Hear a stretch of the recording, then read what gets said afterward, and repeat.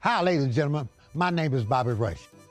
As a blues man, I love Mississippi Public Broadcasting. If you support Mississippi music and their local programming, donate now, right now, and become a member today, not tomorrow. Thank you, thank you, thank you.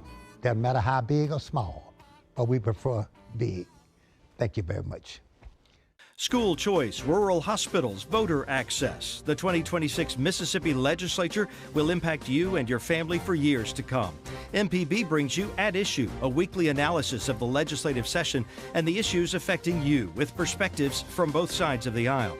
Brandon Jones and new At Issue analyst Rebecca Staples join me, Wilson Stribling, every Monday at 5 p.m. only on MPB Think Radio and wherever you get your podcasts.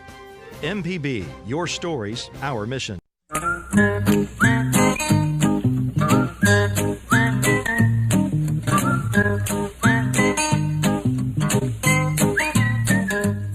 Okie dokie, folks. Welcome back.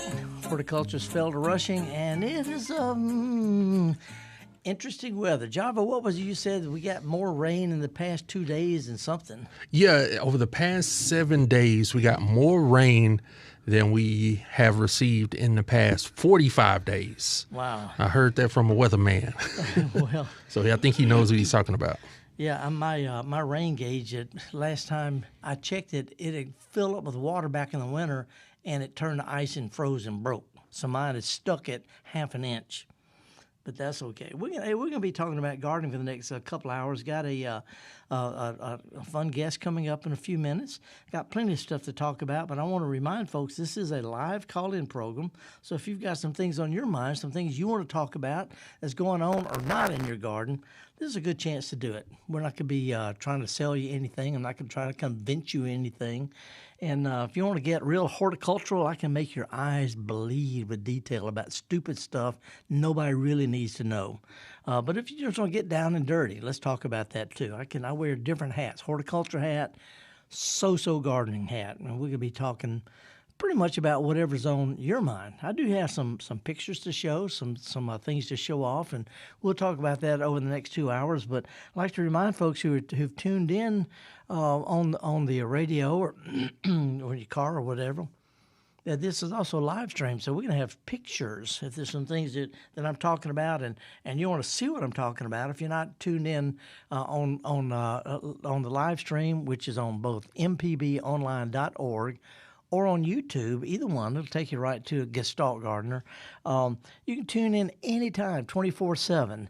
You can see these pictures. You can see what me and Java are laughing about behind the scenes.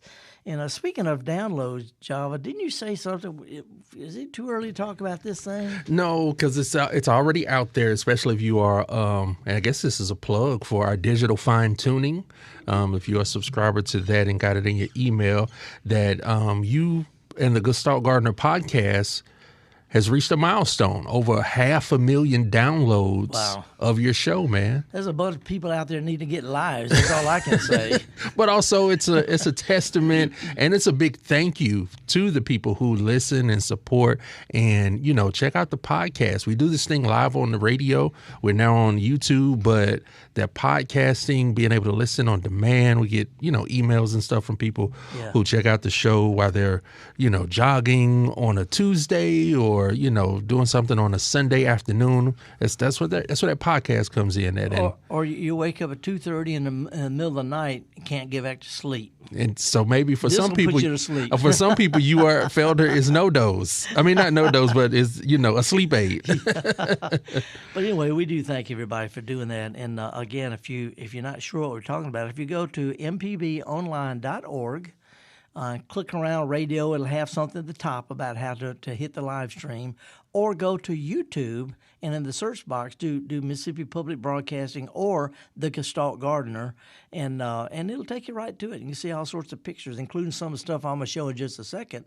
But we're here mostly to connect with folks. This is a garden party, Java. We like to open the screen door open. Got to sit back on the porch because it's raining out there, but sit back and talk about what's going on in your garden. And we're going to start out right off the bat down in eastern L.A., southern Alabama, talking with Julian from Daphne. Good morning, Julian. What's going on in Alabama?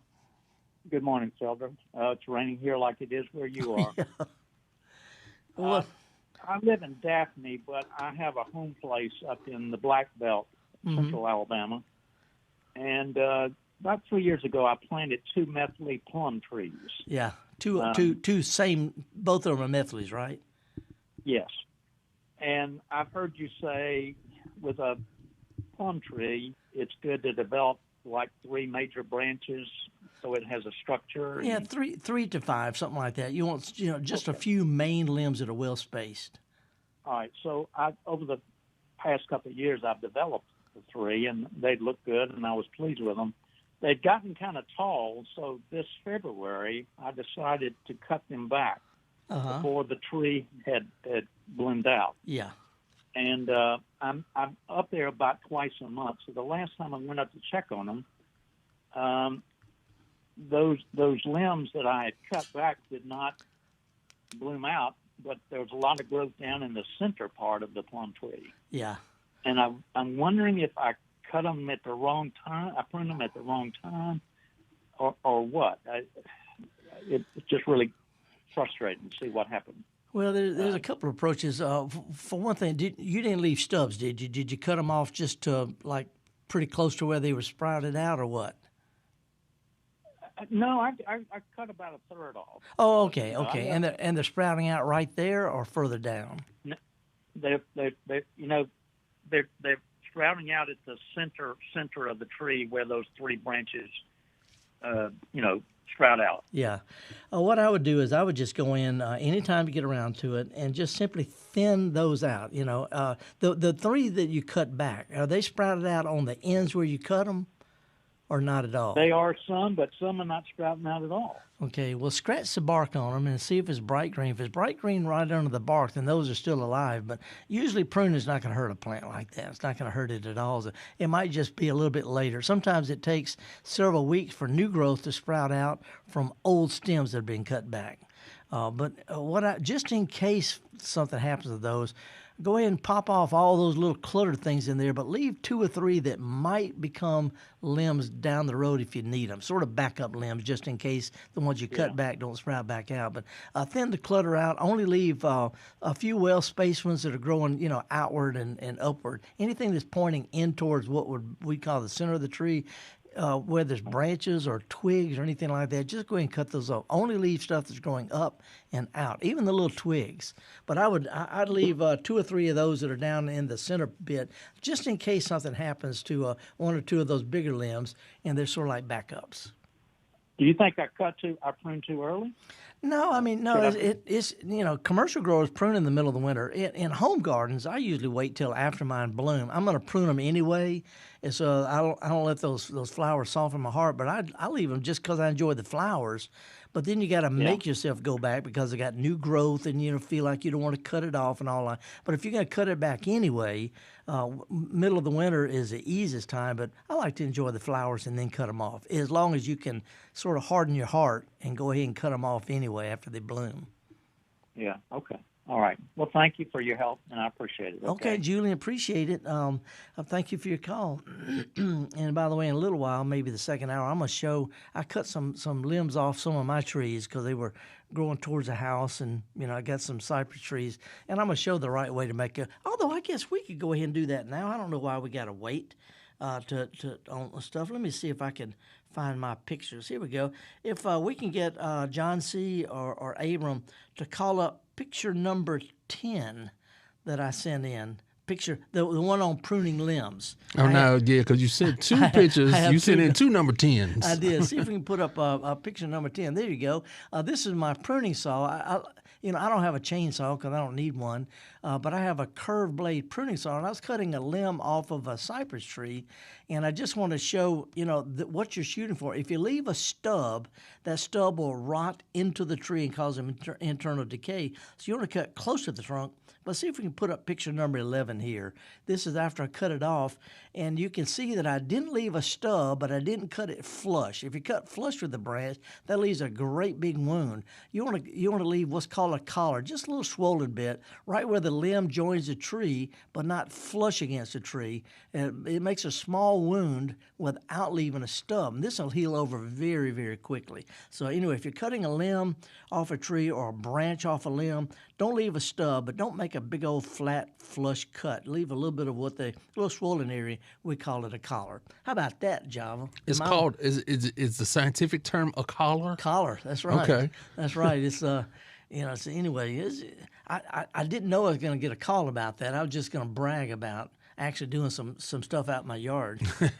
So now, how's your yard faring with all this rain, man? Like I said, we got, I don't know if it's a record, but we got a lot of rain in a short amount of time. Well, it's doing well.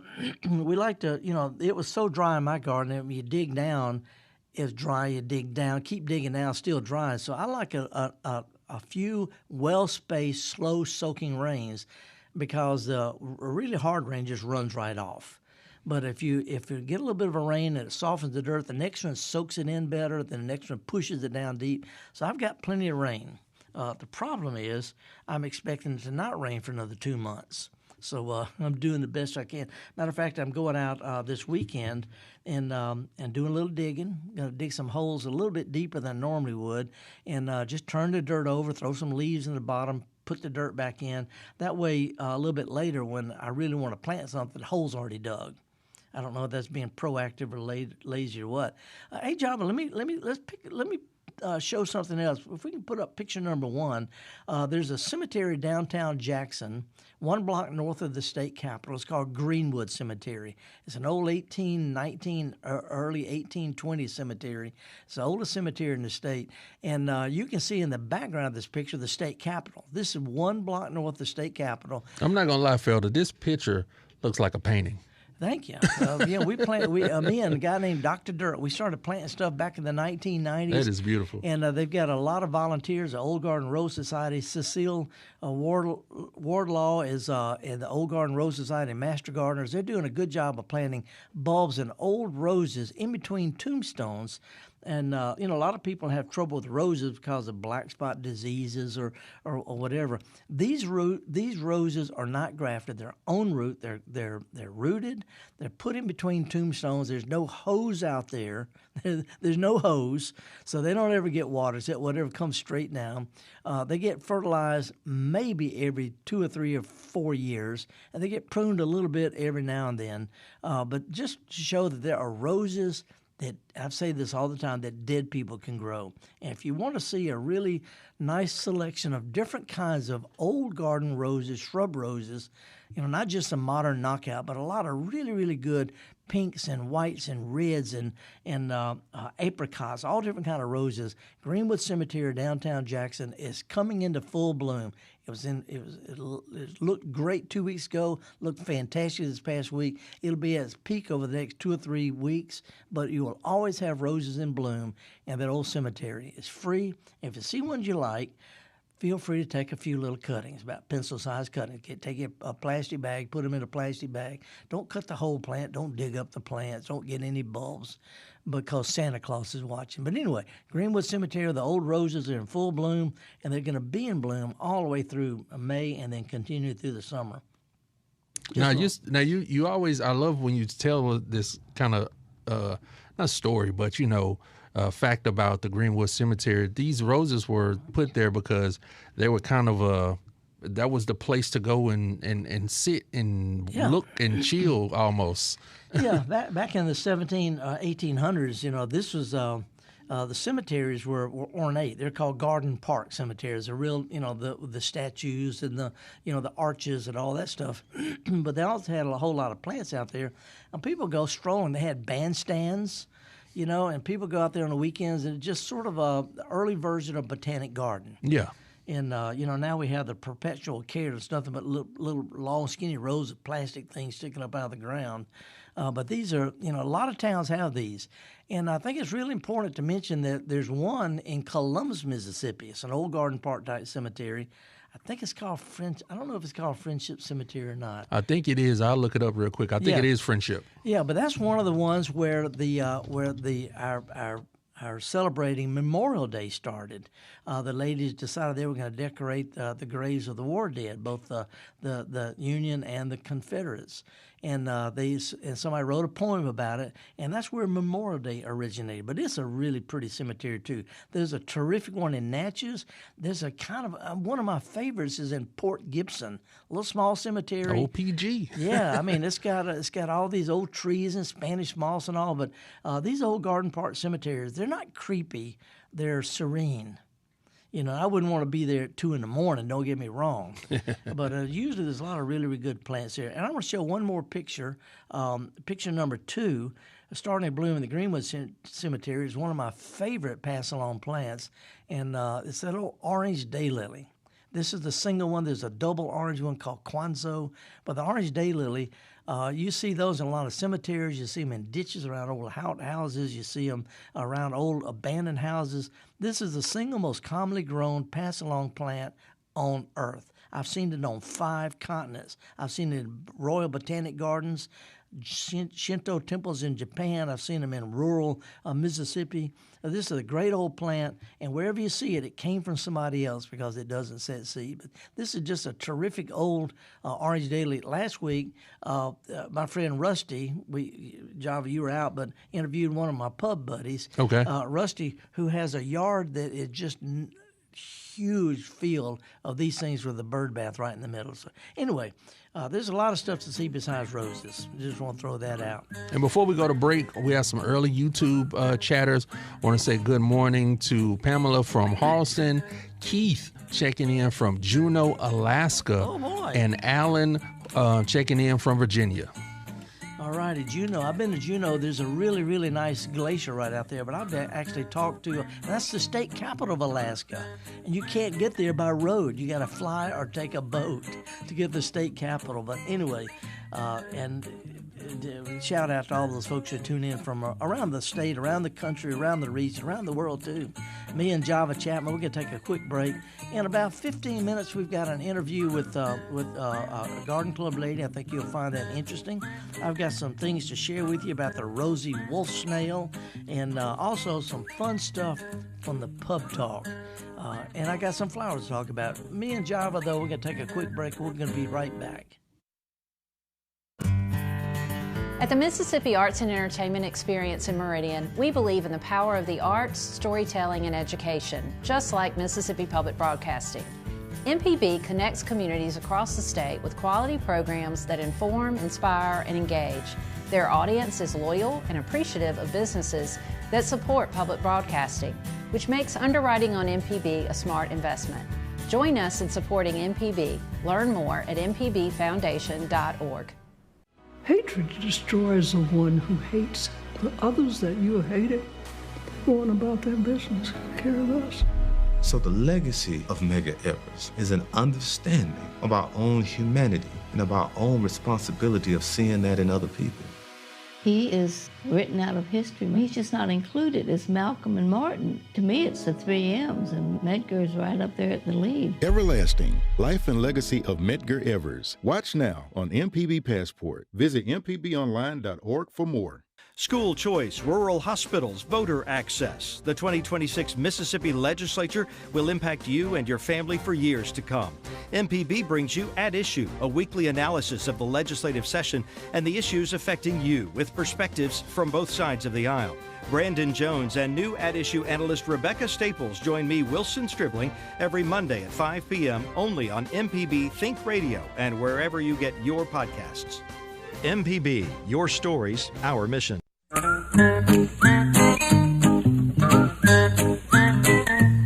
Alrighty, folks, welcome back to Horticulturalist Felder Rushing, and we've got the lines wide open if you want to call and talk about stuff. I know some of y'all are sitting inside looking out the rain, and some of you want to get out and do some digging and planting because it's that time of the year. But it's too wet right now. I don't know that I would want to dig a hole in the mud because it just compacts it and all. But it's a really good weekend to go visit garden centers. They're loaded with plants. I've visited several the past week or two. A whole lot of stuff going on. I would like to mention, though, I had so much fun last weekend at the Metro Master Gardeners plant sale at Minell Gardens. It was a huge thing, and a whole lot of people there, and I got to do a lot of selfies with folks. But after that, Susan and I drove over to Raymond to check out the Raymond Garden Club plant sale. A little small thing right downtown. Raymond's one of those little quintessential Mayberry type of towns. Oh, yeah. You know, it's got the murals and all, and a plant sale set up, and the mayor came out glad-handed and all that. But I ended up buying $30 worth of stuff that I already have because it was just such good plants that were grown by the people who are selling them and raising money to beautify downtown Raymond. And I got 4-leaf clovers and summer rudbeckia. I've got just a whole bunch of stuff, but they were just dirt cheap. I couldn't help myself. So anyway, I'm going to put some of the Ag Museum herb garden. I would like to also mention that this Saturday I'm going to be at the Max over in Meridian. If you haven't been there, it is a wonderful experience. I can't overemphasize that. Right downtown by the historic train station, but the Max is free Saturday. They're opening it for for 9 to 5. Just come on down. Come on down. And I'm going to be giving a talk about plants and community, and going to show off some of my potted elemental herb and veggie gardens, and of course Grandy's chicken and all. But I'm going to be talking at 10 o'clock. It's going to be undercover, so if it's raining or something, just come on down anyway. But they're going to have live music, the Earth's Bounty Farmers Market. Again, 9 to 5, free admission to the Max this Saturday, and I'm going to be talking from 10 to about 11. Real informal. And then I want to mention that next Saturday, I'm going to be at the Magnolia Flower Festival. I've done this several years in a row. It's the Renaissance Colony, which is a kind of an upscale outdoor mall. It's in Ridgeland, right across the Interstate 55 from Ridgeland. First exit north of the Natchez Trace. Donna Yowl, my friend, who we went to college together, she has a fun event planned to get a plant and garden craft booth. Top-notch speakers. I'm going to be there. Harvey Cotton from the Huntsville Botanic Garden. Rick Griffin is going to be there. Rick Griffin, one of my heroes. And Ralph Null, my floral design professor from Mississippi State, is going to be doing demonstrations. Also, any children can make a free mini bouquet, so that's going to be fun. My garden truck and I'll be there. We'll be talking easy container gardens, a short lecture on why in Java. This sounds provocative, I guess. Then when we're talking about native plants, well, I'm going to talk about why native plants aren't all that special. No. I am. I'm past president of the Native Plant Society. If I can't say it, who can? I don't treasure native plants above all others. They are great. There's some that you don't want in your yard. But no, I'm going to give you a little bit of pushback, Felder, because a lot of times you will say when you go overseas and, the Royal Horticultural Show and the whole flower, you will see our native plants. Ooh, you got me on that one. In the bouquets and things. Okay, you got me on that one. No, but I do appreciate how they appreciate it. And the reason I do that, Java, is when they use our native plants, they don't use them as native plants. They use them as great garden plants, and that's my whole point. Don't plant something just because it's native, because poison ivy is native. But plant it because it's a good garden plant, whether it's a tree or a shrub or perennial wildflowers. When you put them in a garden, they are no longer wildflowers. They are cultivated plants. And so even though, I love my natives and I could go on and on and on and on about them, I like daffodils and daylilies and gardenias, and they're not native. So the main thing is use a plant because it's a good plant. Native plants just have a little extra. Anyway, I grow an astonishing variety of native plants, but I use them as great garden landscape plants. Anyway, that's my approach. And that's going to be next Saturday, May the 9th, at Magnolia Flower Festival, Renaissance Colony Mall, right across the interstate from Ridgeland. Hey, let's go. Let's talk with David. David calling from Senatobia. Hey, David, what's up, man? Hey, thanks for taking my call, Felder. Sure. I always enjoy your show when I can catch it. Appreciate it. couple of questions. One about fire blight in pear and apple. Oh boy. Yeah, I have a young orchard. Trees are about 4 years planted and eat up with fire blight. My understanding is fire blight is a bacteria that is internal to the plant. That's and correct. Spraying won't help it. Spraying won't help it a bit. I read to prune it. Well, I pruned the fire out of them. They died anyway. Is there anything that can be done? Yeah, a couple of things. And by the way, when you read about pruning, that's people who write about stuff and they don't have the confidence to say, don't do nothing. They throw something out just to give you something to do to make you feel better. I wouldn't prune them at all, partly because the bacteria, it can extend an inch or two or more into the sound wood, so pruning it just temporarily gets rid of it, and you can spread it with your pruning shears. So what I would do, first of all, there is nothing you can do practical about fire blight once it infects a plant, but usually they will compartmentalize it, they'll seal it off, they'll put out new growth that'll be healthy, and you can prevent it next year, David, for the entire year by spraying 2 or 3 times within about a week when they're in full bloom. The stuff that they sell, and the brand name, by the way, Fire Blight Spray. That's the brand name. But Fire Blight Spray is a bactericide. It's streptomycin, and it does not hurt bees, but you spray it on the trees while they're in full bloom. It puts a protective film over the flower to keep the plant from getting infected. It gets infected through the flowers by bees spreading around. So you can spray 2 or 3 times while they're in bloom, and that will prevent it for the entire year. There's nothing else practical to do it. I wouldn't recommend pruning. That's just the way it is. It's just a real common. There are some blight-resistant varieties of apples and pears. If you want to down the road plant some more, there are some that are resistant. I think somewhere on your show or on the internet, I heard of somewhere in the central part of the state there is a pear tree that has never been known to have fire blight. Yeah, is that possible? Yeah. I mean, there's one called Kiefer, the one called Orient. Kiefer is kind of it's a cooking, canning type of pear. Orient is you can can it or eat it fresh, but they are extremely resistant to fire blight.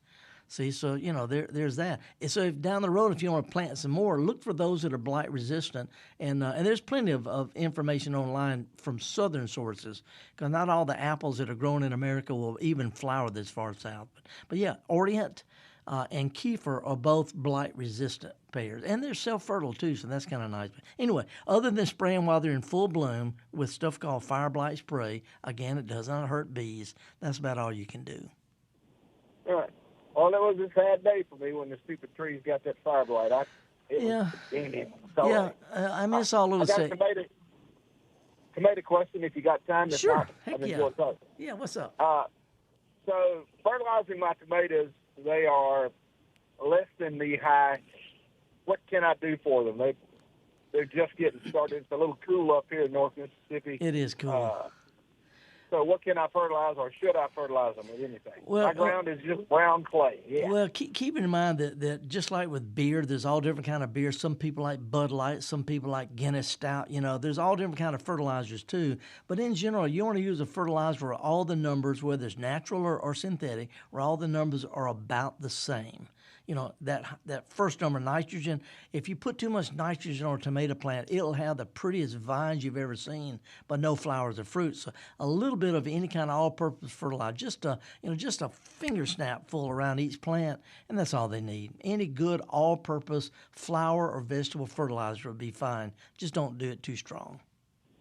So triple 13 at 1 tablespoon per plant, that'd be okay? Oh, that's way too much. Triple 13, that's 7 pounds.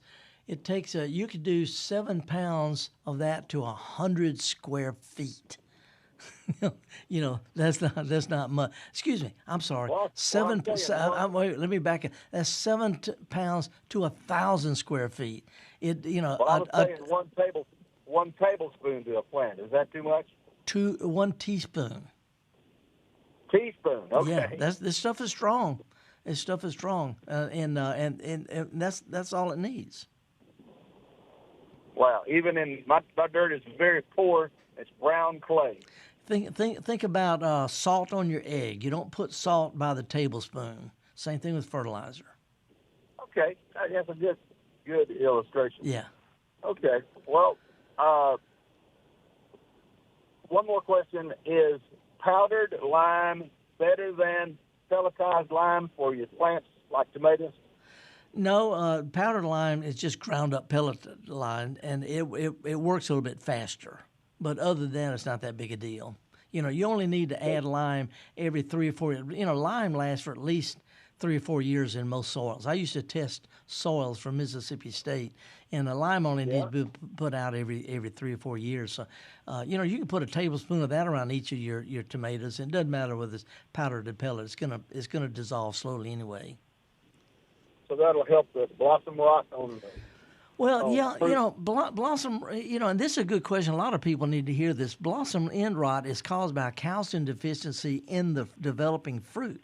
You can have a lot of lime, though, and if the plants stay wet or they stay dry, they can't physically absorb that big calcium molecule. So a lot of times, blossom end rot is caused by too wet or too dry. So even if you've got lime, you can have blossom end rot. Whoa. Yeah. I didn't know that. I thought putting a little lime around it would knock that in the head. No, all that does is it puts calcium out there, but the plant can't absorb it. It might as well not be there. So too wet or too dry are real common causes of blossom end rot. What about Epsom salts around it? Epsom salt, feeding Epsom salts to plants is like feeding kids nothing but lettuce. Epsom salts is magnesium sulfate. It's just it's one of the 17 or so different nutrients plants need. It needs such a small amount. It's like fluorine in your drinking water, you know. So you don't brush your teeth with fluorine, you know. So anyway, the Epsom salts is one of the many nutrients plants need, tiny amounts. And if you use something like Miracle Grow, if you read the directions, one of the ingredients in Miracle Grow is Epsom salts. Oh. But thinking going to a buffet and putting nothing but lettuce on your plate. That's what Epsom salts is to plants. So if I put Miracle Grow, that'll take care of that. Yeah, and get this, Miracle Grow at half strength. Whatever it says put it in a gallon, put that in 2. It doesn't look like enough, but put that in 2 gallons. That is plenty for the plant. Really? You know, they put the directions for the maximum they can legally get away with because they're in the business of selling fertilizer. You know, plants half strength, just as healthy. I can't tell you how many times this has been proven. Well, what an interesting thing to learn. All righty, man. Wow. That's the reson we're here. Thank you very much, Felder. Appreciate you, Joe. A whole lot. Okay, sir. Bye-bye. All righty. Oh, we got got several callers on the line. We got a bunch of callers on the line. You know what? We're pushing our I don't want to pass our cheesy tune. So let's take a quick little cheesy tune break. We'll come back and talk with Joanna. Okay, and if Joanne can, and Holiday and Tom, if y'all can hold on. There we go. I really appreciate that. We it's not costing anything. This is toll free. We're going to do a real quick little cheesy tune and come back. And I'm looking forward to talking with Joanne Owens. I've run into her several times at a special little plant sale, and we're going to take a little bit of break, me and Java. Look forward to seeing some of y'all at the Max at 10 o'clock Saturday morning. It's free, downtown Meridian. And then next week at the Magnolia Flower Festival. But meanwhile, we're going to take a quick break, come back, and I've got a special lady I want to talk to, and I want to ask her about a couple of plants I got from them last year. I'm horticulturalist Felder Rushing, me and Java Chapman, other folks here at Mississippi Public Broadcasting. We appreciate you joining us. Stick with us. We got lots to talk about, but stick with us, folks. We'll be right back with more here on Mississippi Public Broadcasting.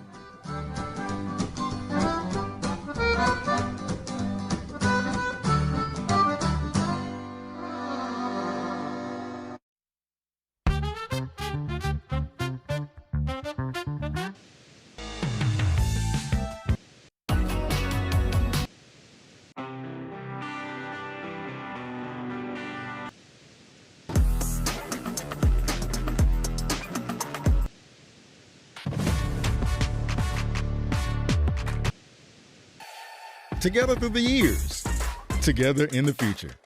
MPB, your stories, our mission. Mississippi is a place of deep roots where every story matters and every voice can be heard. At MPB, we stand with our local communities, bringing you the voices of those who shape our state through local programming that reflects our culture across small towns to big cities, from the Delta to the coast. We tell the stories that define us, from the music that carries our voices to the leaders who inspire change. MPB brings you the heart of Mississippi, celebrating Mississippi one story at a time. MPB, your stories, our mission. The Measuring Show. Since 1970, MPB has been enriching the lives of Mississippians. Everything we do gives us the chance to grow and learn. With your support, we are always there whenever and wherever you need us. Together through the years, together in the future. Please consider making a donation at mpbfoundation.org. MPB, your stories, our mission.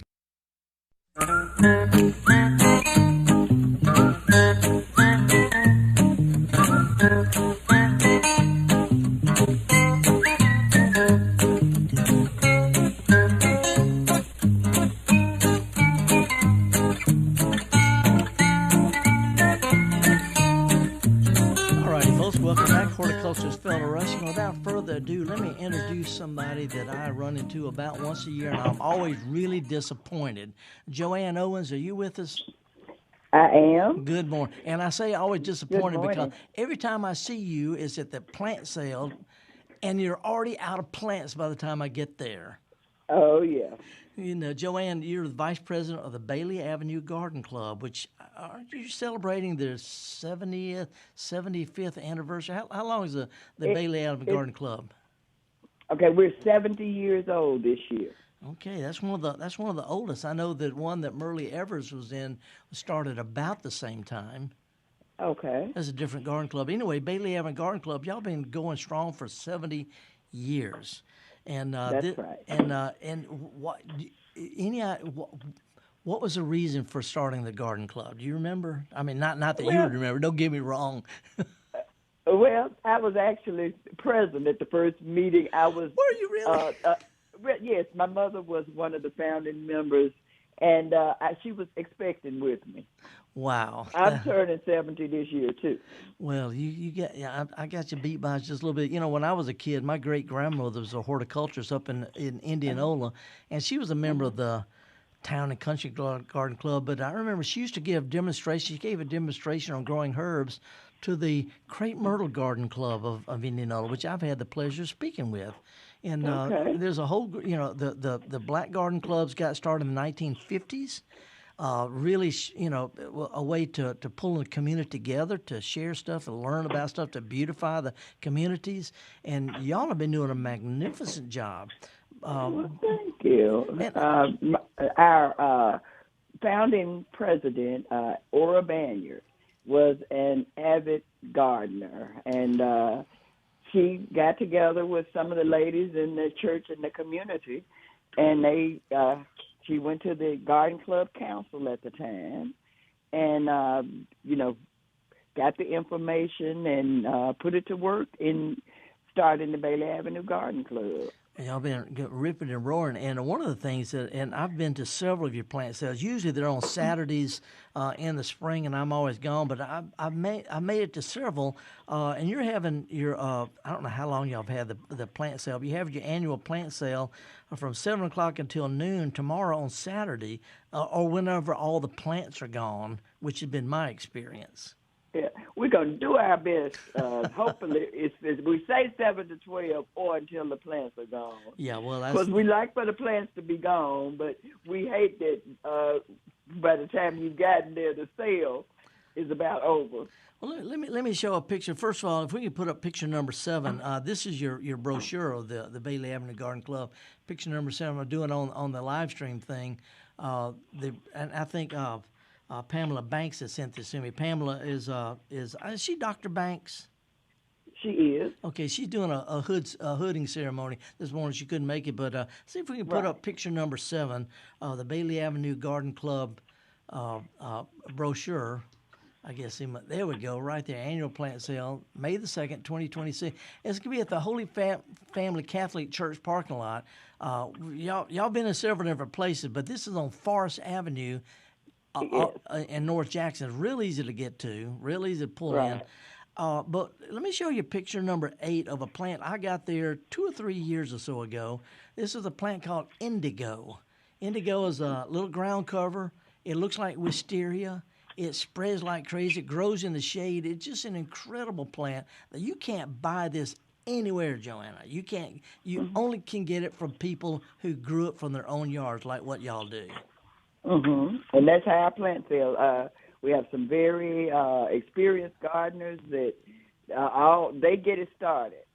So even an amateur gardener will be able to just take it from where they've gotten it. You know, just to dispel a little bit of myth, you've got some male members of your garden club. We do. I mean, and they were standing off to one side, just laughing about something. I don't know what it was. I got up there, they looked at me like, well, he won't get it, and I forget what it was about. But immediately we were talking about some plant people were buying, and he said, this one will get away from you. So anyway, y'all got a bunch of plants ready to go? We got a bunch of plants that are, and like you said, some of the things that we have are unique. We have, I got a crepe myrtle tree that has done quite well that I got as a baby plant from the plant sale a few years ago. Well, there are a lot of unusual plants, a lot of annuals, perennials, and all. But this is the chance to rub shoulders with people who really garden, who grow stuff from their own yard, and bring it to share with other folks. And that's going to be. It's starting at 7:00. I hope the weather holds up okay. I hope so. But if not, I mean, I know the plants will be gone anyway. It's starting at 7:00. And it's going to be at Forest Avenue at the Holy Family Catholic Church parking lot, 820 Forest Avenue, which is off of Watkins Drive in Northwest Jackson. So anyway, I hope y'all have a good turnout. Well, we'll miss you coming by this year. I look forward to seeing you in that rolling garden that you have on that truck. You know, a lot of people like my truck more than they like me, Joanne. Anyway, I hope y'all have a really good plant sale, and going to congratulations on the 70th anniversary. You are the I would say the oldest member of this group because you were there in your mom's tummy. I was. Appreciate that. Joanne, tell everybody I missed it. I might swing by. I've got to be in Meridian by 9:30, but I might swing by just after 7, see what I can come up with anyway. So anyway, appreciate you joining us this morning. Okay, well, thank you so much, and we will look forward to seeing you. Thank you very much. Appreciate it. That was Joanne Owens, Vice President of the Bailey Avenue Garden Club, Forest Avenue, North Jackson. Before we go any further, though, let's slide over to. I want to talk to Holiday in Jackson. Holiday has been holding for a long time. Holiday, good morning. Thank you for holding.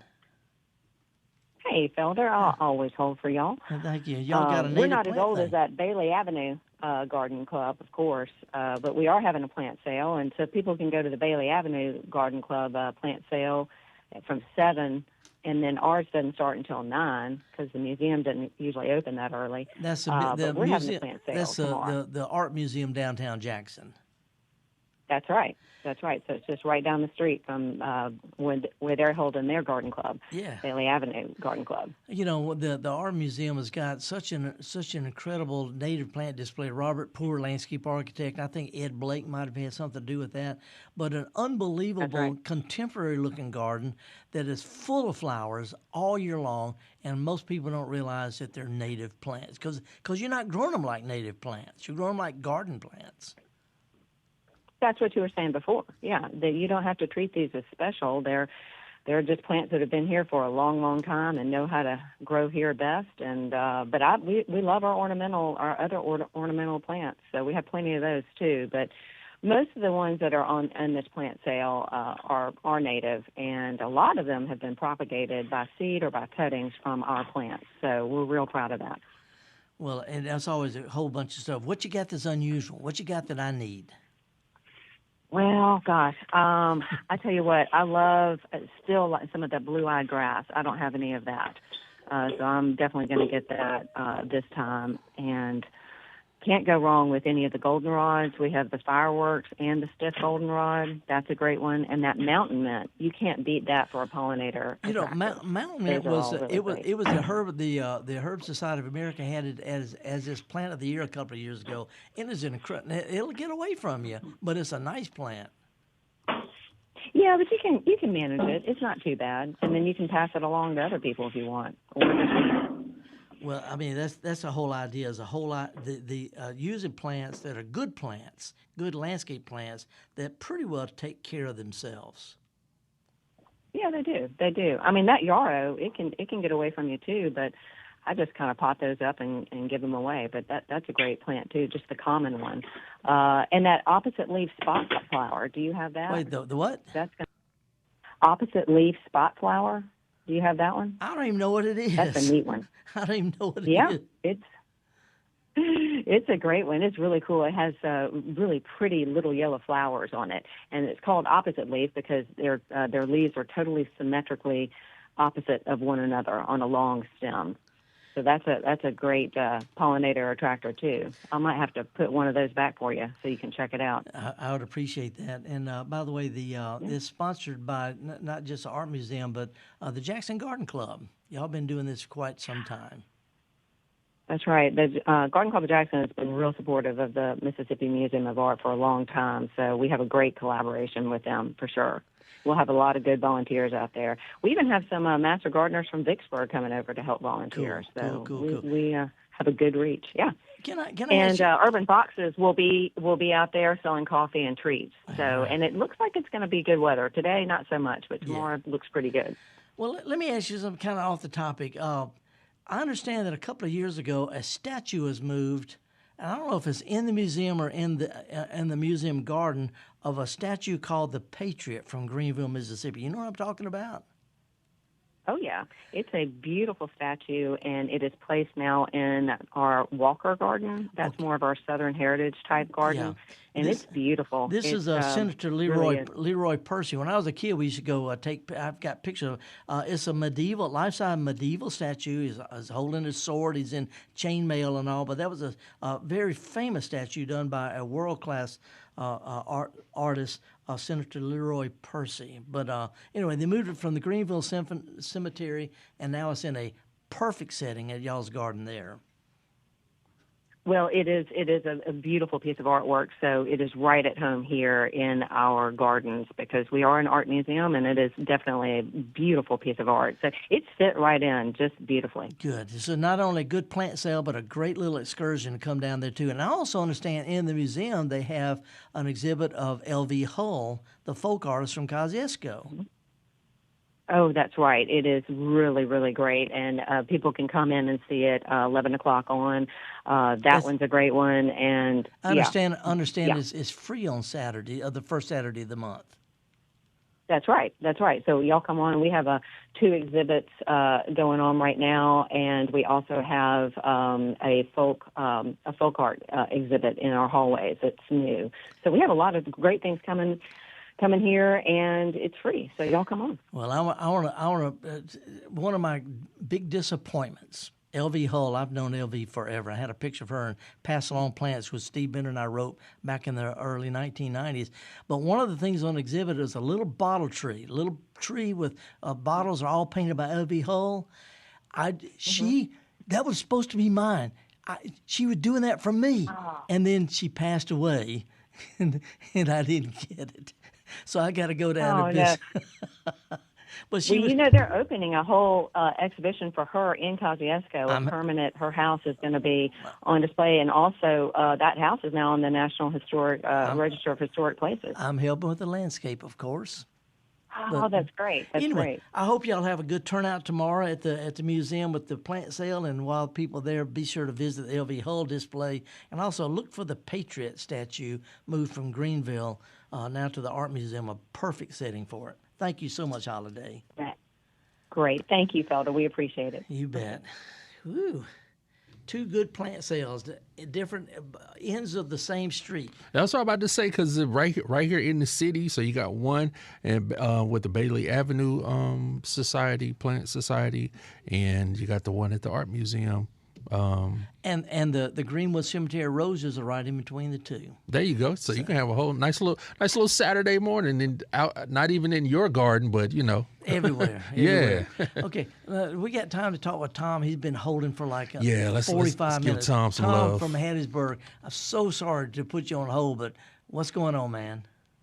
Oh, that's okay, Felder. It's worth waiting. That's some good conversation y'all been having. Thank you. Yes, the farmers. I want to give a shout out to the farmers, because boy, they got it trouble with the weather. You can't ever count on it. It was too dry, and now it's too wet. Boy, I know they got it rough. I tried with this tramp weed that's in the front yard. I tried putting out the pre-emergent and hoping for the rain, and it didn't work out. Yep. I'm just gonna have to try to pretend that it's clover instead of tramp weed. Yeah, there you go. That worked. Well, listen, we're getting toward the end of our hour. We're getting to the end of the first hour. What you got going on? What's up? Yeah, there was a fella, Jim, called in and said he was going to try some Brussels sprouts, and I recommended. I was able to get some of the raised bed. Yeah. Garden, but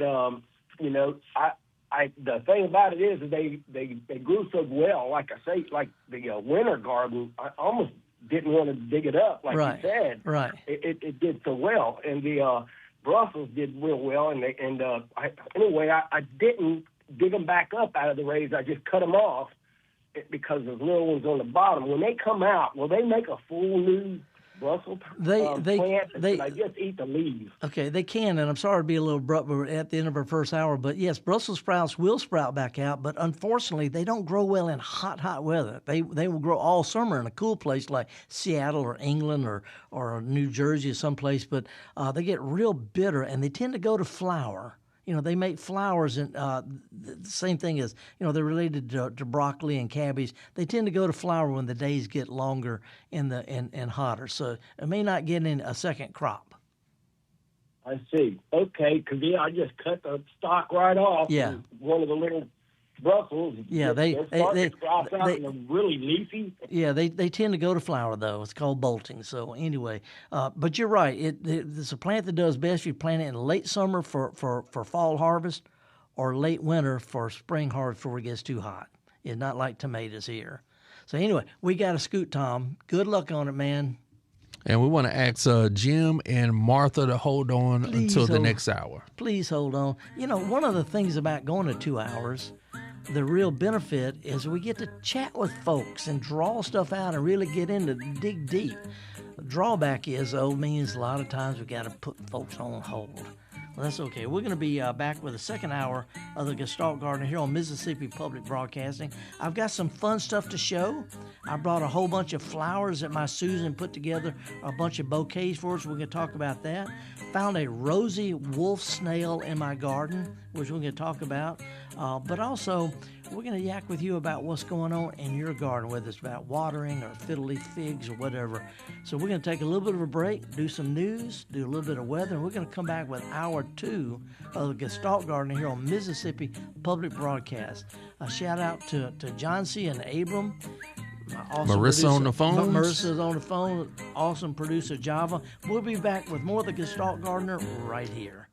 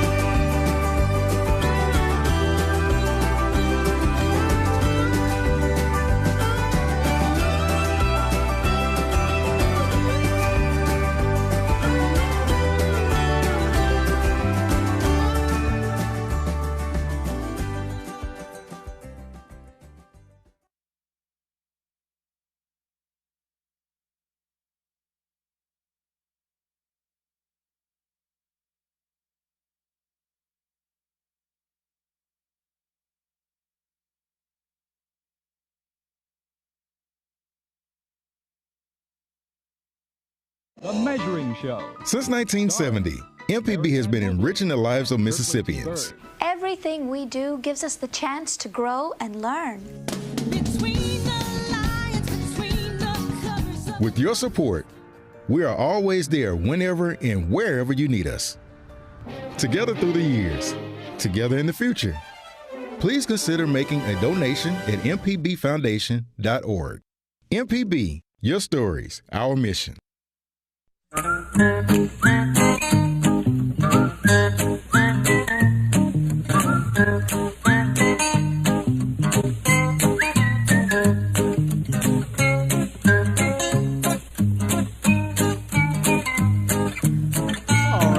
Welcome back. Horticulturalist Felder Rushing, Hour 2 of the Gestalt Gardener here on Mississippi Public Broadcasting. Let's just jump right in because this gentleman is hanging on for a long time. Jim, thank you for holding. How are you this morning? I'm doing great, Felder. How are you? I'm fine. What's up? Well, I just want to start by announcing that I am not having a plant sale this week. Well, too bad. Although I got a feeling that you could, because I think I know what your question is about. Yeah, it's about fiddle-leaf figs. Yeah, so is yours too big? Yeah, well, I've got one that's too big and one that's too little. Okay. So I've got one. The big one is a hand-me-down. Somebody gave it to my wife. It's about 5.5 feet tall, very, very spindly. Goes up about 18 inches with the stem, and then it looks like if somebody in the past has cut the stem off. Got 3 branches that came out below that form a cut. Yeah. Then I got about another 18 inches of what would have been a limb, but it looks like it wants to be a stem going straight up. Yeah. I need it to branch out some more. I read somewhere, and I can't remember where now, that you could encourage branching by using a razor blade and making some sort of diagonal cut somewhere on the stem, but I don't remember anything else. What can I?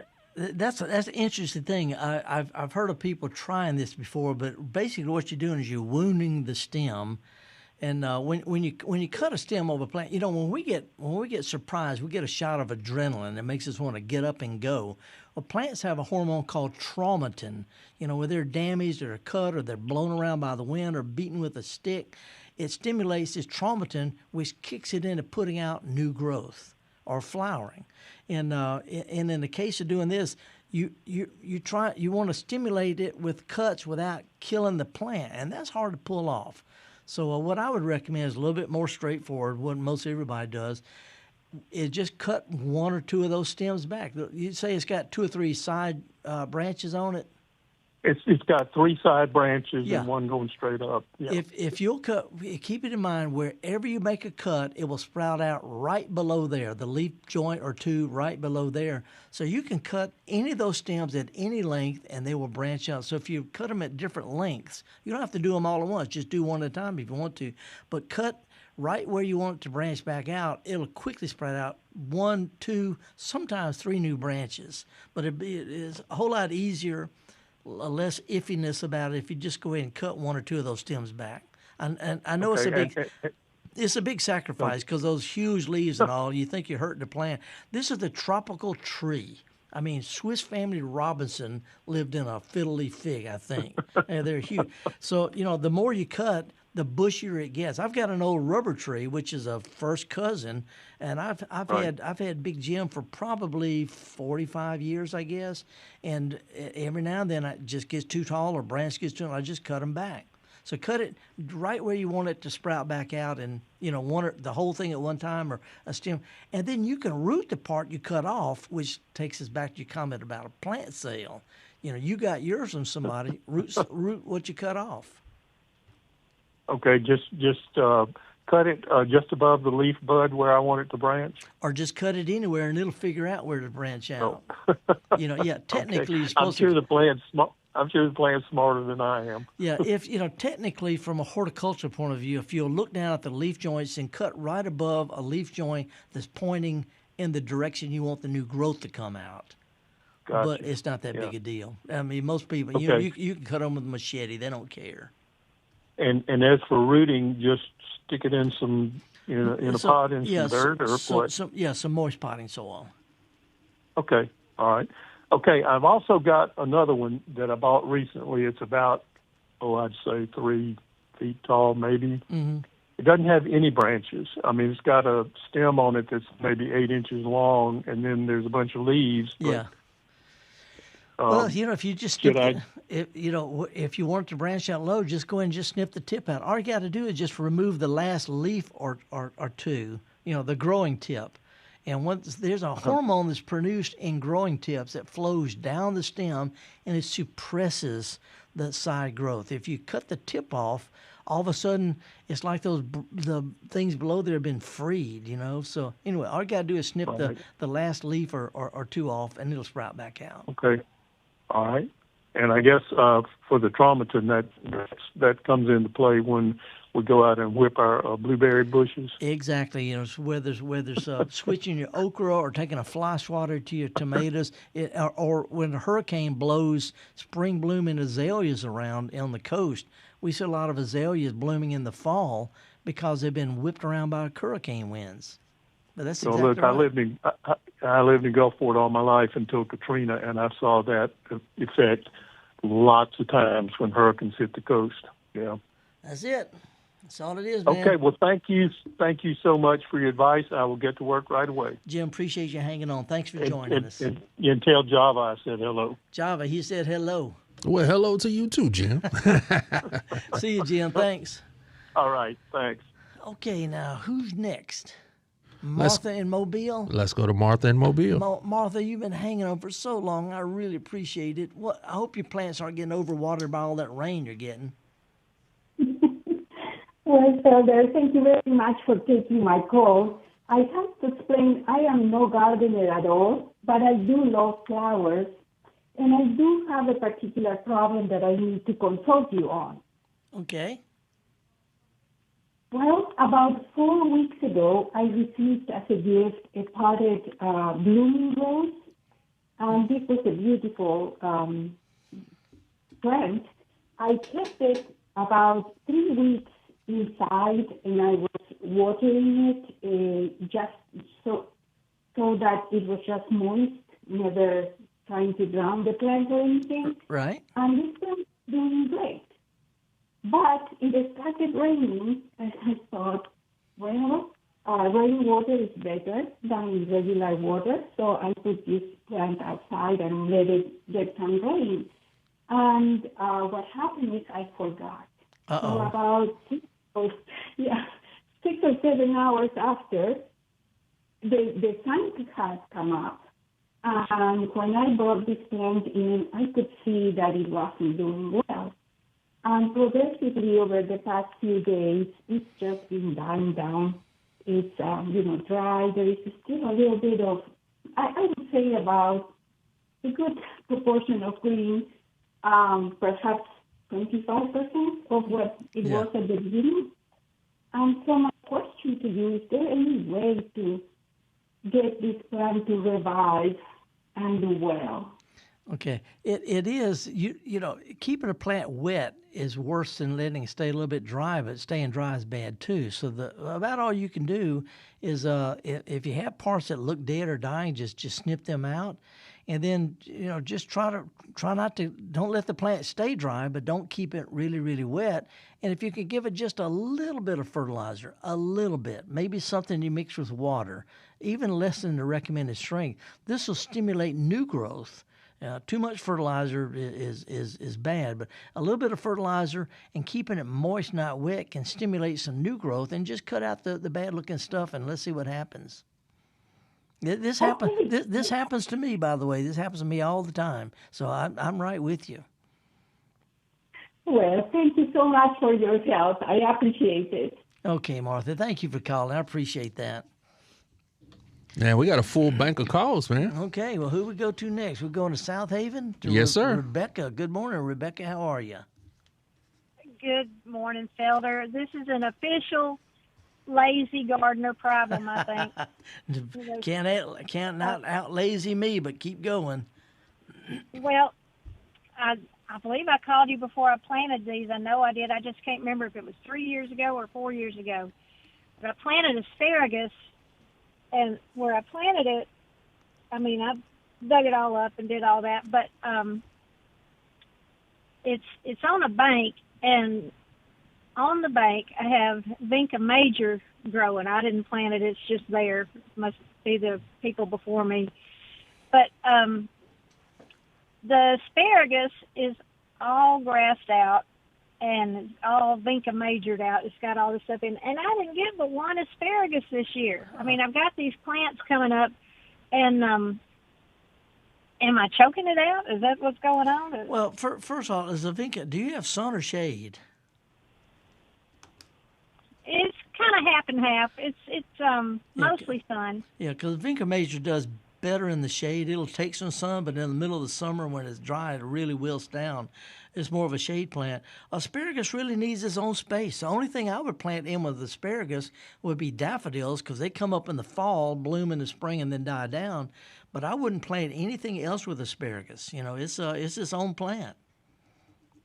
Well, I didn't plant this Vinca major. It's just always been there. Oh, yeah, but given that it's there, it's competing with your asparagus. Asparagus wants to be in a good, well-drained soil. It really does better in a low, not a raised bed on top of the ground, but partly dug, partly raised, so it doesn't stay too dry in the summer or too wet in the winter.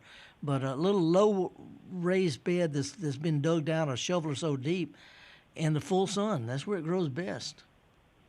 Yeah, what am I going to do now? I'm scared to dig up the Vinca major because I'm scared I'm going to dig up my asparagus. And I went out there and pulled and pulled and pulled and pulled, and I'm like, this is such a mess. Yeah. Well, I did some tarp therapy last week. I had to do a lot of pulling myself on my hands and knees. Now I'm an old guy. I'm lazy. I'm tired. When I bend over, I see sparkly things. I try not to do any more than that, but I had to get on my hands and knees and pull plants by hand. And if there was any other way to do it, I would have done it. But there was no other way than hand pulling. And so if you can find where your asparagus is and just carefully pull the Vinca from around just those, luckily vinca doesn't have real deep, it has some pretty good roots, but the plant itself, the crown of it is not real deep.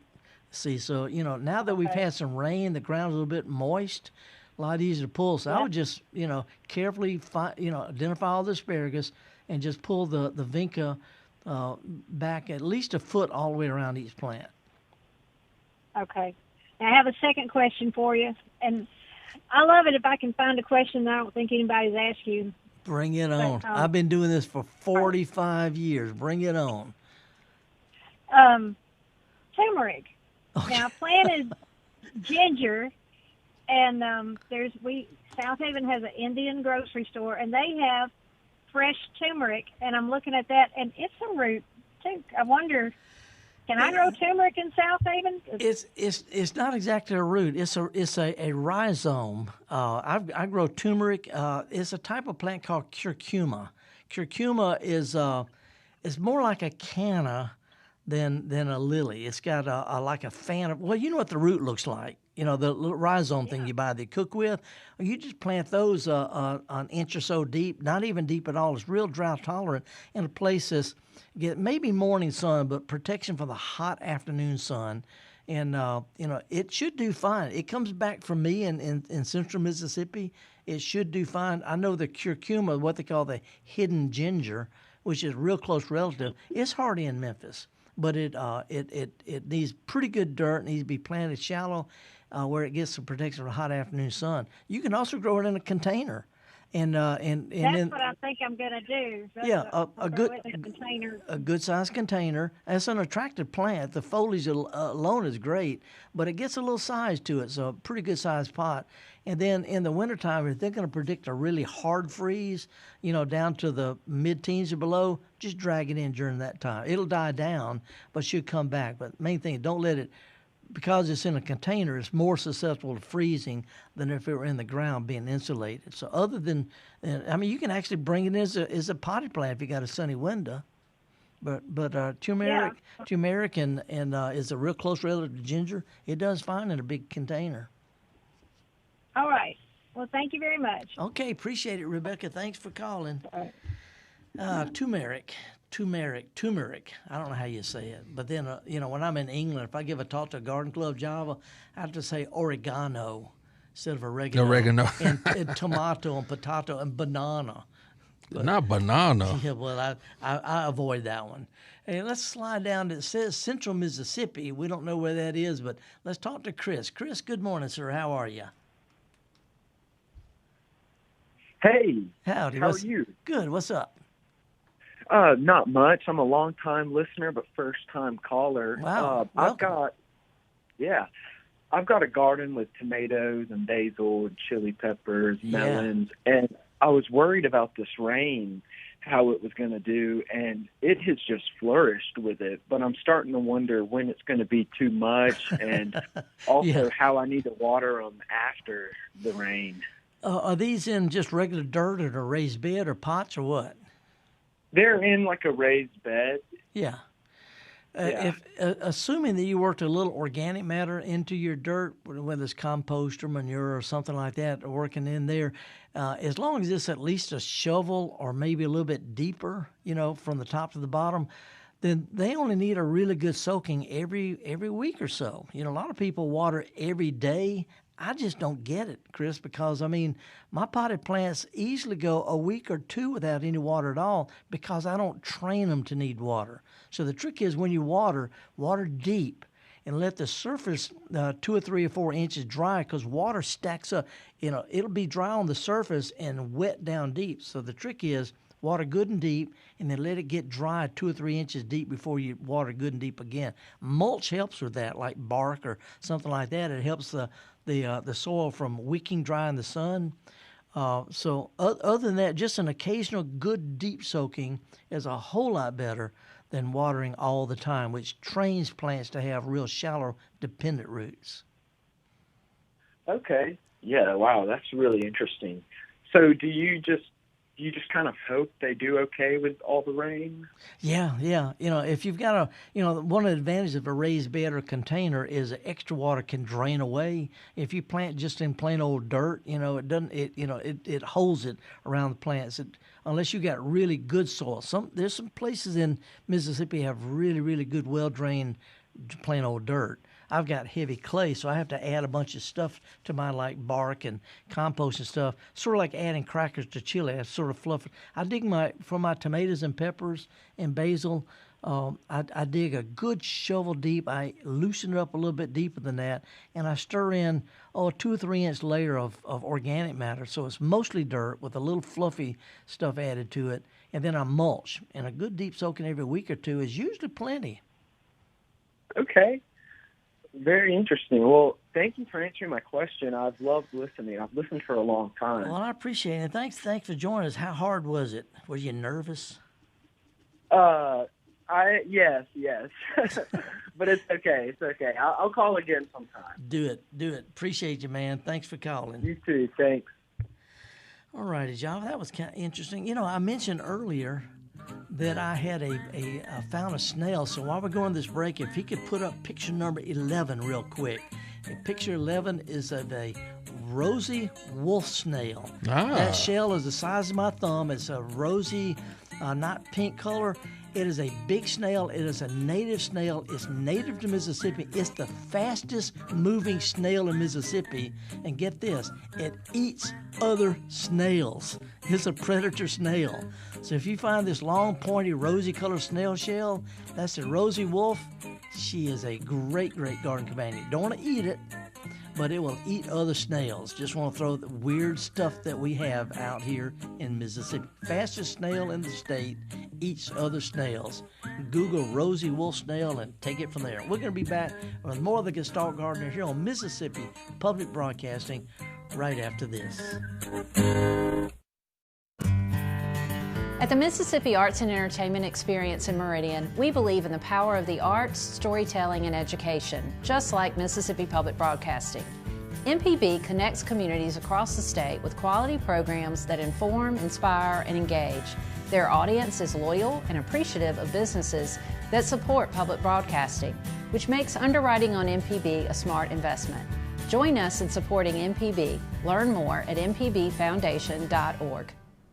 Hatred destroys the one who hates. The others that you hated go on about their business. Care of us. So the legacy of Medgar Evers is an understanding of our own humanity and of our own responsibility of seeing that in other people. He is written out of history. He's just not included as Malcolm and Martin. To me, it's the 3 M's, and Medgar's right up there at the lead. Everlasting, Life and Legacy of Medgar Evers. Watch now on MPB Passport. Visit mpbonline.org for more. School choice, rural hospitals, voter access. The 2026 Mississippi Legislature will impact you and your family for years to come. MPB brings you At Issue, a weekly analysis of the legislative session and the issues affecting you with perspectives from both sides of the aisle. Brandon Jones and new At Issue analyst Rebecca Staples join me, Wilson Stribling, every Monday at 5 p.m. only on MPB Think Radio and wherever you get your podcasts. MPB, your stories, our mission. Alrighty, folks, welcome back. Horticulturalist Felder Rushing, and I've got some stuff to show, but Java, a couple of things. There's something about the radio, some kind of event we're doing.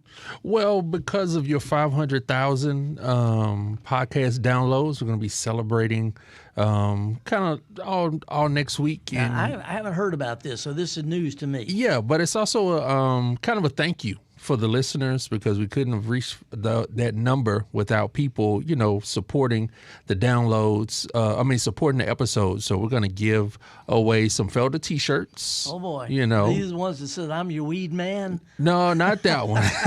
You got to go to the MPB shop for that one. Okay. But we're going to be giving away those, and maybe give somebody a chance to be like a special guest. Maybe join on Zoom or something, and kind of chat with you a little bit. But really, it's a thank you to our listeners. So what's the deal on it? Well, I mean, you gotta listen. You gotta listen for the time to call. It's old school radio. just listen for the time to call. So if you're listening, you can look up. That's it. If you listen and you hear the Gestalt Gardener theme song, we're gonna roll some promos out. So but the main thing is to listen, and like I say again, it's really a thank you to the listeners and supporters of MPB, of the Gestalt Gardener, because it's something that's not easy to hit. A lot of people put podcasts out and they get 2 listens, but not the Gestalt Gardener. Well, but if you miss out on it, you can go to MPB Online and click on the thing that say shop or something. Well, yeah, I mean, we do have an MPB shop now, so you can go to our website, mpbonline.org. A lot of different things are up there, from tote bags to mugs and shirts. But this is a special MPB Felder shirt. Wow. Well, I'm honored. I'm honored. And by the way, I know Kevin Farrell he's out right now. Yeah, he's out today. Yeah. But I came across a really good garden pun. Okay, This is a sign I saw: pollen when flowers can't keep it in their plants. Okay. A little close there. One of the things that I wanted to share, I've got some pictures I want to show if we can. Because our last caller got me the one about the asparagus and the vinca. See if we can put picture number 3 up. I sent in several pictures this morning, and I just want to do a little complaining and bragging at the same time. That's a tarpaulin, tarp, okay? And see all those weeds that are piled up? It's like 2 feet high and about 4 feet across. You're doing some cleaning. Yeah. Every one of those plants I had to pull by hand. I did not like it. My hands ached. I could barely pick up a pint of ale with it. But I want to show picture number 4. This is where it started out looking. I had a little corner of my yard, and it doesn't look like much because it's a small area, but see all the weeds at the bottom of it. That's perennial grasses. It's got Asiatic jasmine. It's got Virginia creeper. It's got just hard-to-pull weeds because they're all knotted, matted roots. There's no way I could spray a weed killer. And so I had to get down on my hands and knees. Look, picture number 5. This is what this old guy did. I put on some gloves. I got on my hands and knees, and I pulled. Say just what you got to do. You grab it and you tug it, and it tugs back. You got to keep pulling. I mean, it was horrible. It took me about an hour, but it was cool the other day. We'd had some rains, so they came up pretty easy. But I just want to show that because if there was an easier way to control Virginia creeper, little oak seedlings, cherry laurel seedlings, Virginia creeper, if there was an easier way to do it, Java, I would know about it, and I would do it. Sometimes you just got to do the work. I know, and it's not fun. I'm an old guy. I don't need this. But let me show that last picture, picture number 6 of a job well done. Look at that. There you go. The Nice end result is always worth it. I got it all pulled up. I got the area turned over. I sifted out as many of the roots I could find, spread some mulch. Now I'm ready to trash it out with some flowers because I can't stand to have just bare dirt. But then you put a little garden art. What is that? Oh, it's a metal rabbit. It's a little metal rabbit. I see the ears and it is a metal rabbit. Yeah, I see it. And also, how people have those woven fences. They take the stems and they make weaving fences. Uh-huh. I made one with some rebar. That's okay. Yeah. Now that you've pointed it out to me, I can see it. Yeah. It doesn't look that great by itself, but when I get some flowers around, it's going to look really, really cool. So anyway, there is one other thing I wanted to share. If I can, this is if we put up picture number 13. This is I've got 4 pictures I want to show here. Picture number 13 is of a friend of mine. She's one of the art gals from the pub. There's a couple of retired art teachers. One taught at APAC for a long time. Okay. But anyway, let's call her Cheryl. We had a little party the other night. Susan and I, had a little wedding celebration. The pub threw a party for us. And she came and she had tied a bunch of gardenia flowers to her handbag, her purse. And I just couldn't stand it. I just had to take a picture of it. But she walked around with flowers she grew herself. Anyway, she told me that earlier this month she got a little small tax return. Uh-huh. And she took it straight to the garden center and spent it all on plants. That is hardcore. That is really, really hardcore. But anyway, just to take a step further, here in the studio, we've got all these vases. I've got milk and magnesia bottles. I've got all different kinds of, got some down by here. Got all of these flowers came from my yard, all of them. And, I'm lazy. I don't do a lot of stuff. I have flowers that come back year after year after year. Well, these are flowers that were grown in the yard. And if we could show picture number 15. This is what they look like when they came, when Susan picked them all, put them in little vases, and doesn't really look like much. A bunch of different kind of flowers and little vases. But show picture number 14 now. This is what it looked like when she decorated our pub with them. She put these little vases of individual flowers all over the pub, different kinds of vases, different kind of flowers. And then the last picture I'm going to show is picture number 16. This is Max Sullivan. He's my barista. Okay. He's also a member of the Mississippi Gardening Facebook. He grows rare and antique plants. But all of these little vases, there's like 2 dozen or more little small bottles, blue ones, brown ones, green ones, with all these flowers in there. We decorated this whole little pub for a little party. I just wanted to brag on Susan, even though she stole all those flowers from my yard.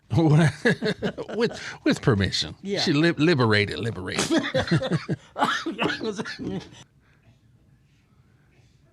Sorry. Did I take you there? Yeah, I did. But I want to show you one last thing. I left a little brown bottle in there by you. Okay, there's a little glass bottle. It's a little. It's kind of square, but it's a brown bottle. This is what people used to buy snuff in. This is an old snuff bottle. The tobacco? Yeah. Yeah, used to buy snuff. This is a Levi Garrett and Sons snuff bottle. A lot of old school folks can know exactly what I'm talking about. But here's something really weird. Look on the bottom of it, and it's got little bumps on the bottom. Yeah, this one has like three lines in a diagonal. Yeah, they're smaller than a BB, little small bump. The one I'm holding just has one bump. They call them dots. I've got some. Here's one that's got 3 in a row. Here's one that's got 2. I've got maybe 2 dozen different snuff bottles, and all of them have these little raised bumps on the bottom, and nobody can tell me why. We need somebody smarter than us to give us the explanation.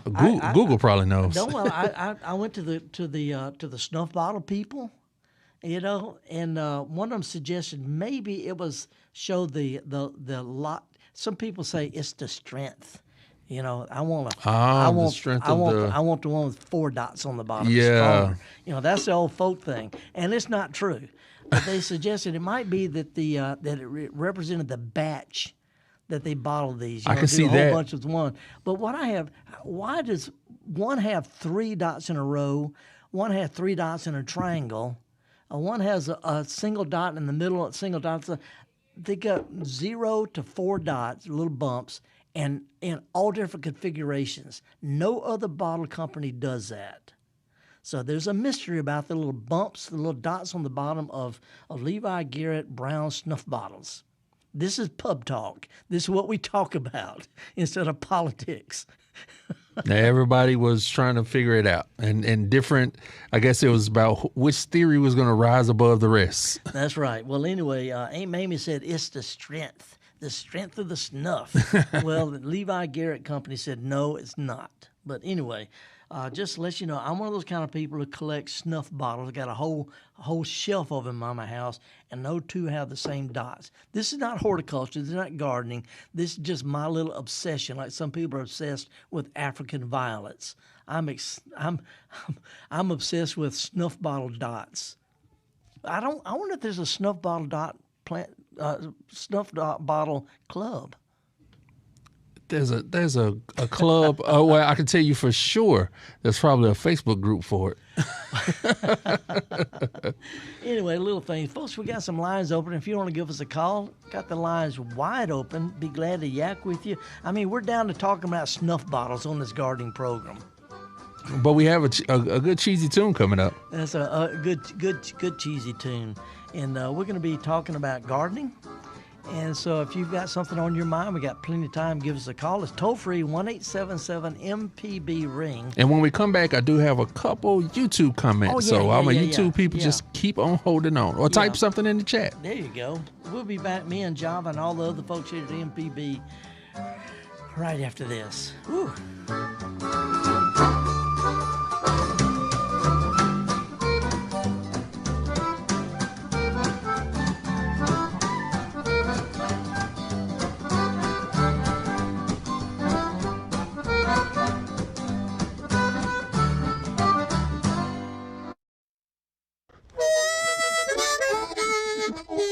Hi, ladies and gentlemen. My name is Bobby Rush. As a blues man, I love Mississippi Public Broadcasting. If you support Mississippi music and their local programming, donate now, right now, and become a member today, not tomorrow. Thank you, thank you, thank you. Doesn't matter how big or small, but we prefer big. Thank you very much.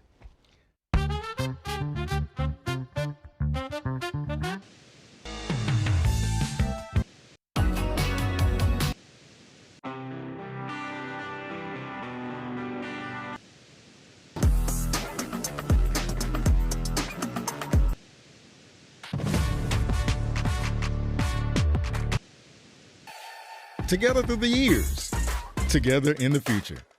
MPB, your stories, our mission. Mississippi is a place of deep roots where every story matters and every voice can be heard. At MPB, we stand with our local communities, bringing you the voices of those who shape our state through local programming that reflects our culture across small towns to big cities, from the Delta to the coast. We tell the stories that define us, from the music that carries our voices to the leaders who inspire change. MPB brings you the heart of Mississippi, celebrating Mississippi one story at a time. MPB, your stories, our mission. The Measuring Show. Since 1970, MPB has been enriching the lives of Mississippians. Everything we do gives us the chance to grow and learn. With your support, we are always there whenever and wherever you need us. Together through the years, together in the future. Please consider making a donation at mpbfoundation.org. MPB, your stories, our mission.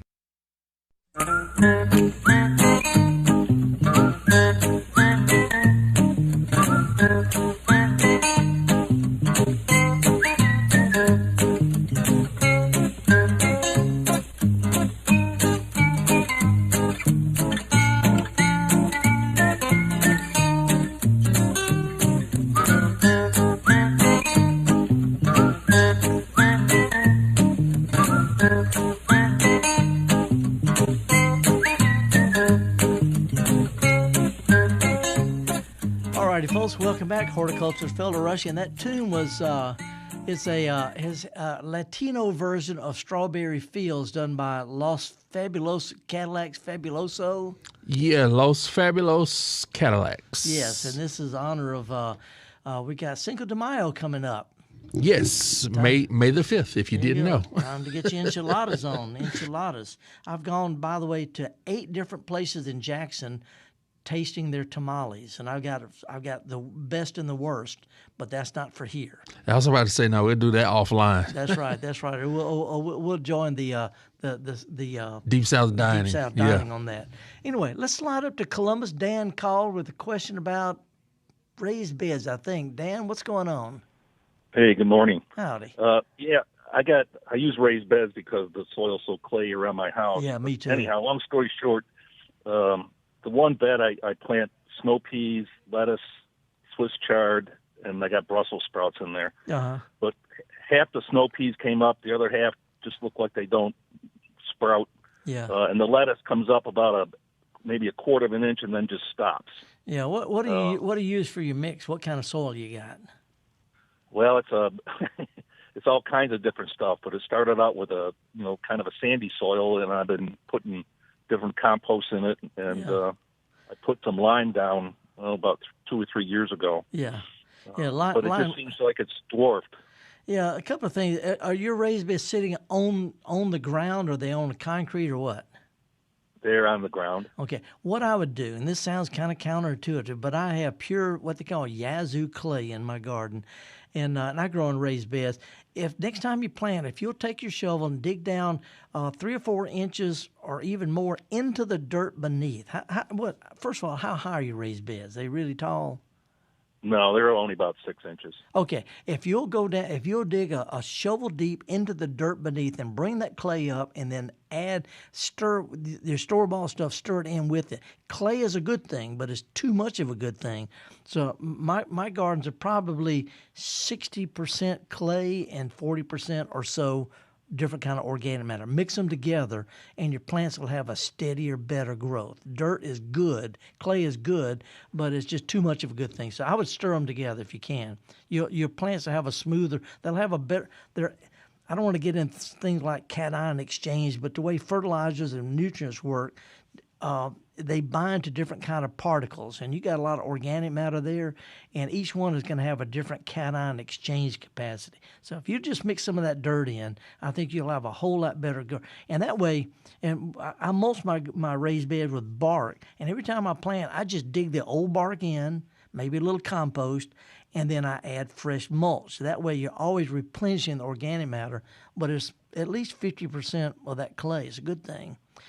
Meanwhile, you can get around that by if you'll hit your plants with a little bit of half-strength liquid plant food. Liquid plant food bypasses all this other stuff. You don't want to depend on it. You know, by itself is artificial. But if you'll hit your plants with about a half-strength, something like Peters or Miracle Grow or any of those liquid fertilizers at half strength, then it's like a shot in the arm. It'll really perk them up. Yeah, I've tried Miracle Grow, but I haven't cut it back. I've been using, what comes out of the sprayer. Yeah, and so, it doesn't look like enough. But if you'll use it at half strength, it really does help the plants dramatically. Full strength, I have iffy results with that. They don't need full strength. So, if you'll just try that, the sprayer thing, the main thing is if you're using a sprayer, just don't linger. Just keep moving. Okay. Dilute it that way. By the way, the stuff you're talking about, the Swiss chard, it should be doing fine. The Brussels sprouts, because we've got a cool spell, they can do okay. Lettuces, but it's starting to get hot, and all of those start petering out when it gets really, really hot. So it might be time to start tucking in some peppers and tomatoes and stuff like that in between them. Okay. We'll do it. Thank you very much. Okay, good luck on it. Oh, I got to ask you this. Where are you from anyway? Originally Rochester, New York. Okay, because and by the way, I was in Rochester. I had what's that? The garbage dog. Is that what it's called? The garbage dog? Garbage plate. Yeah, garbage plate. Okay, who can make that up, huh? Yeah, I know it. Nick Tahoe's.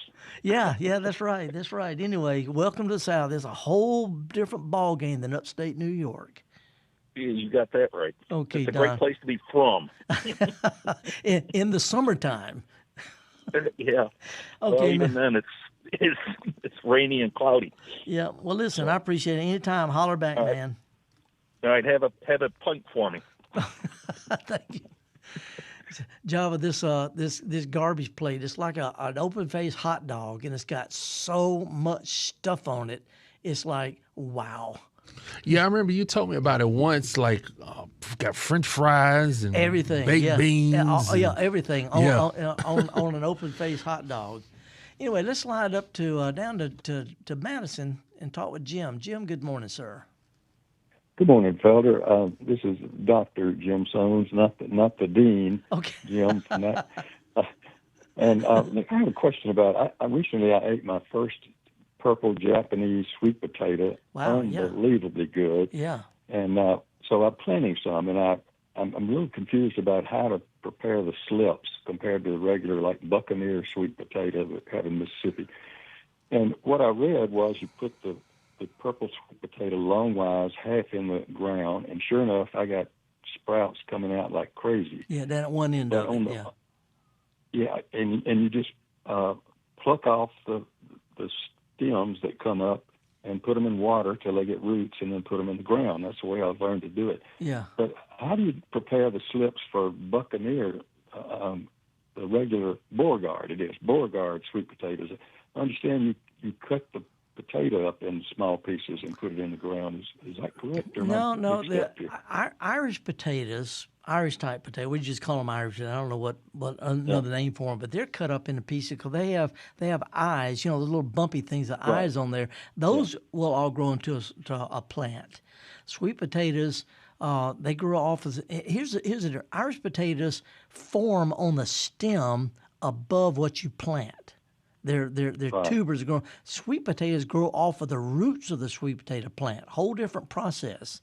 See, so what you want to do with the sweet potato plants is, and you can actually mound up some sandy soil on top of those sprouts, and they'll root in place while they're still attached to the main tuber. It'll give you a little bit of a head start. So with a regular like Mississippi sweet potato, Beauregard, I think is the more common one. Do you place the piece of the potato in the ground and then mound it up on the sprouts? Is it? No, yes. The sprouts usually sprout on the end closest to the original root. Okay, and basically they grow sprouts, and then those sprouts are what you plant, and they grow roots and all. But cutting them up, you don't have to really cut them up. The main thing is just put them in some moist soil so that they sprout a bunch of sprouts, and either mound a little dirt up over it so that they start rooting before you pull them, or else pull them when they get a little length, when they get some size to them, 3 or 4, 5, 6 inches long, and then root them in water. Either way you want to go, you got to get those sprouts to grow roots and then plant those. So there's no difference really between how you do the Japanese one and the physiologically, it's the same. There's going to be different responses. Some of these, smaller potatoes, they're some are going to be more or less vigorous than others, but it's the same process. And they're not really related to the regular Irish potato. Oh no, Right? whole complete. Irish potatoes are related to potatoes and tomatoes and peppers. These things are related to morning glories. Whole different plant family and everything. Great. Well, that I understand it a lot better. Yeah. Thank you, Felder. Well, let me ask you this, Doc. Have you grown sweet potatoes before? Yeah, I've grown just Beauregard sweet potatoes, and I did it in the kind of mounding method like they talk about. But this is my first time with the Japanese, which I think are superior. They are. To eat. I go to a farmer type marketplaces in England. They have stuff from literally all over the. I mean, it's just there's pig heads and ears and feet and stuff, and every kind of sweet potato. So many I've never seen so many before. But they're all grown about the same. They don't like a lot of fertilizer. They once they get growing, related to morning glories, they make their own nitrogen. So get them started with a little bit of fertilizer, but keep them lean and mean. Great. Well, thanks a lot, Felder. Okay, Doc. Appreciate it. Thanks for your call. All righty, Java. By the way, there's something really unusual. There's an unusual flower in our up front. In the front lobby? Yeah, front lobby. Let's put up picture number 12. I think this is the last picture I brought for today. Picture number 12. This is the type of plant called Chinese evergreen, Aglaonema. One of the best, most durable potted house plants, mostly grown for foliage. This one has variegated foliage. It loves low light, low humidity. It's just a really durable plant, but every now and then they'll flower, and that's called a spathe. It's like a cupped hand with a finger stuck up in the middle of it. But anyway, just unusual flower. I just happened to notice most people don't even see these plants. And I don't know how long this plant's been suffering there in that lobby. Yeah, I think it came from another bouquet, so it's probably like on its end, maybe. No, they grow. I've got one that I probably had for 15 or 16 years, and I got somebody throwing it away. It languishes in a pot out by the trash bins. And I dragged it home, repotted it. They grow a long time. Anyway, it's for people who are not familiar with what the spathe is, it's like the flower you think of on the peace lily, the spathiphyllum or peace lily. That's called a spathe. Really unusual plant. Anyway, Chinese evergreen, Aglaonema, a lot of different varieties. Great foliage plant. Probably one of the top 5 most durable indoor potted plants you could possibly grow. mostly just called Chinese evergreen. Just want to throw that out. Now, Felder, as we get ready to close, because we only got a few minutes left, I did want to shout out some more people from the YouTube. Rita Wilson says, "Good morning, Felder and Java from Olive Branch," and even has a question. Felder, have you ever grown larkspur? Oh, yeah. Is it easy to grow? Yes, well, larkspur, it grows on from seed. It's an old-fashioned plant. You sow the seeds in the fall, like you do poppies or something like that, and they grow over the wintertime, and it makes a plant, knee-high to waist-high, lots of little small flowers, and but it dies when it gets hot here in the South. So larkspur, really, really easy, great old-fashioned heirloom plant, and get this, every little flower's got a rabbit in it. I might even be able to put a picture. We'll talk about that next week. But yeah, larkspur, sow the seeds in the fall. All right, now we got a question from Trina. Any suggestions on a hybrid form?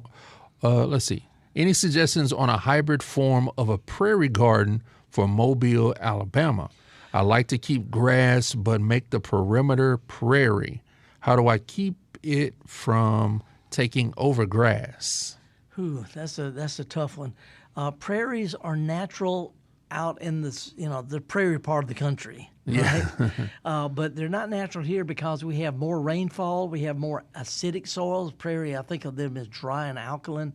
So the natural prairies, even the stuff like the Texas bluebonnets and we see Texas flowers, they don't grow well even in East Texas because it's too rainy and soil is acidic.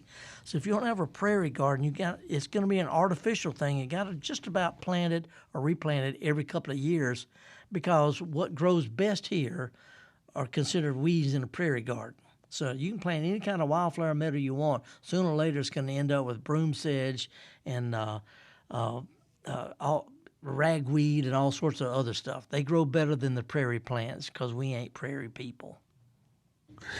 And now we got a couple other, not really questions, but I guess shout outs. Barbara, she's talking about your appearance tomorrow at the Max, right? Yeah. Yeah, East Mississippi Master Gardeners spring garden sale tomorrow.